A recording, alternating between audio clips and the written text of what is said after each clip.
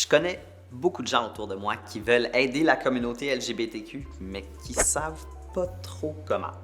La bonne nouvelle, c'est que moi, je suis l'expert des gays. Hein? Non, ok, on peut pas dire des affaires de même. Mais justement, reconnaître quand on a fait une erreur et saisir cette occasion pour apprendre, c'est une des qualités d'un bon allié. Ça peut arriver à tout le monde de se tromper. Tu sais, on nous enseigne PEDMAS à l'école, la priorité des opérations, pas l'acronyme 2SLGBTQIA+. C'est correct de pas tout savoir. L'important, c'est de s'excuser, de vouloir apprendre et de poser des actions concrètes. Être un allié, c'est défendre les droits et la sécurité de la communauté de la diversité sexuelle et de genre, même si t'en fais pas partie. OK, mais dans l'acronyme 2SLGBTQIA+, donc 2S pour bispirituel ou deux esprits, L pour lesbienne, G pour gay, B pour bisexuel, T pour transgenre, Q pour queer, I pour intersexe, A pour allosexuel, asexuel et allié, et le plus pour toutes sortes d'autres identités comme pansexuel, non-binaire et en questionnement. Le A signifie entre autres allié. Ça veut dire que les alliés font partie de la communauté, non? Ben oui et non. N'importe qui peut être un allié, peu importe son orientation sexuelle ou son identité de genre. L'important, c'est l'écoute, la volonté d'apprendre, de comprendre, et les gestes concrets qui sont posés par ces personnes.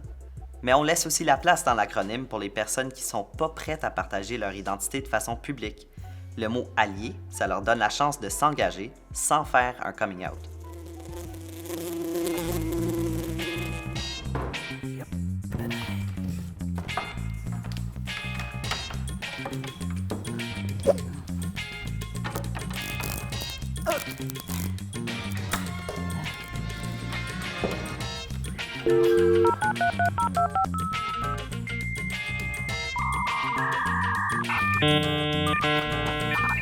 Gabriel, Aina, est-ce que vous m'entendez? J'ai un peu de difficulté à t'entendre. Gabriel, Ça bug un peu. Gabriel, Aina, que je fasse.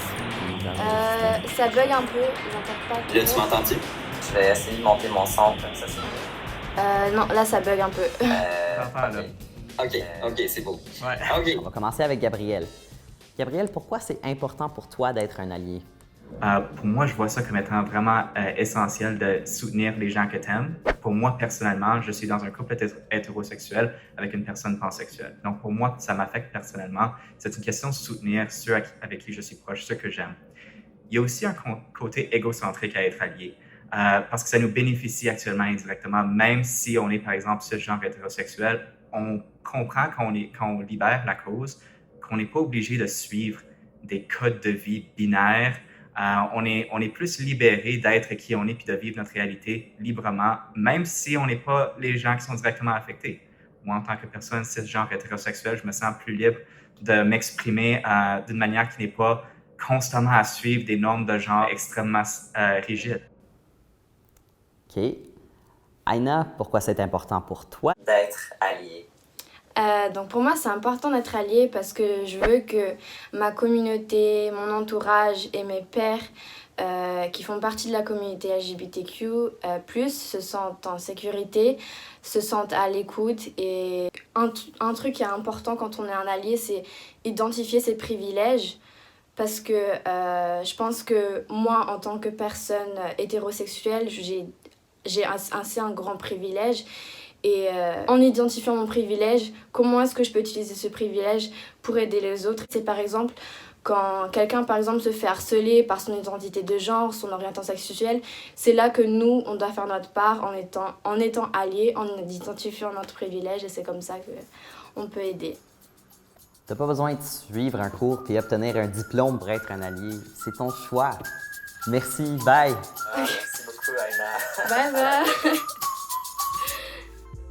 C'est certain qu'on n'a pas répondu à toutes tes questions. Pas de panique. Tu peux te rendre sur le site web du Comité franco-queer de l'Ouest, cfqo.ca. OK, ciao ciao!